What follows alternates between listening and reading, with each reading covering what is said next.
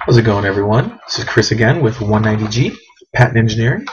I'm here to talk to you today about the patent I'm researching called Mobile Commerce Framework, which simply stated is a method by which subscription-based services connect users and merchants together. It's currently being used in a lawsuit against Groupon, and I'm really happy to talk to you about it. So, really quickly about the claims. There's 20 claims in the whole patent. 3 dependents, 17 independents.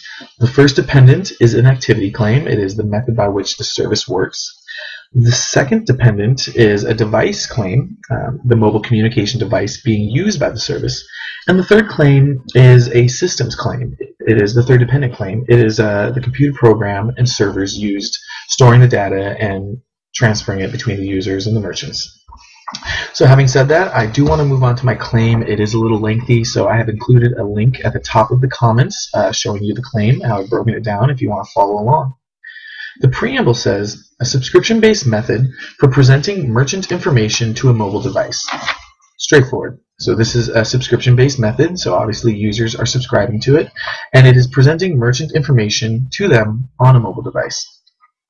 Next line states, receiving at a server system over a communication network from the mobile device, a user-inputted search for a merchant type within a geographical area and a user identification.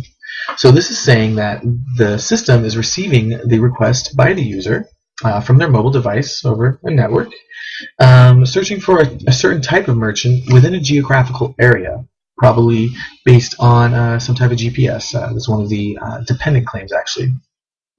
We then move on to the request having been received at the mobile device via a user interface presented by an application that runs on the mobile device. So here we see that there's a request been made by the user, and it's been made on a mobile device on an application. So any of those apps we love to download, the Groupon, the Yelps, the Foursquares, these are all basically what it's talking about. Next, we have authenticating the user identification to verify that the user has a membership in a subscription-based shopping network. So there's some type of authentication protocol within the application that's identifying the user and making sure that they're a member, so probably a login, password, maybe an email, or using your Facebook to verify that they are part of the network. Then we go to accessing by the server system a database storing information pertaining to merchants participating in the subscription-based shopping network. So here we see we're going to the system, the database and the servers that are then looking at the information of the merchants that have agreed to use the service or agreed to provide product to the service with the hopes of reaching all these users that are using it. So these sites that are much more popular, obviously much more desired by the merchants.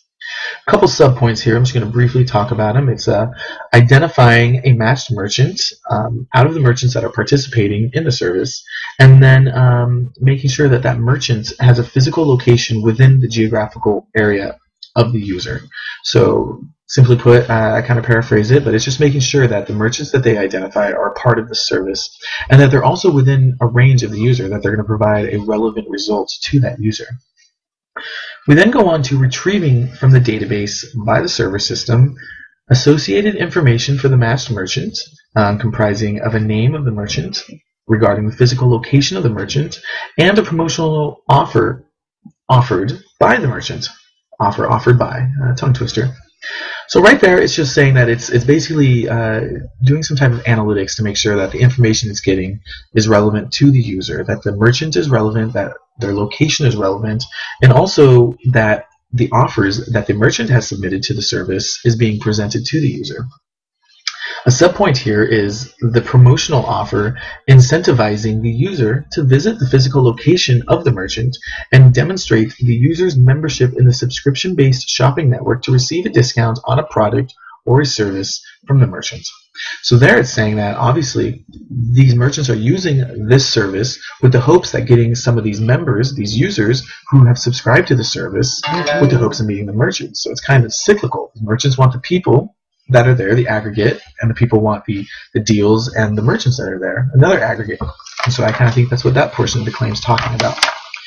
Finally, we have transmitting from the server system over the communication network for presentation to a user via a user interface on the mobile communication device the associated information. And so this is really just the last function. After the user has requested, the server has responded, identified a match, it is now sending that information back to the user for them to do as they please with it.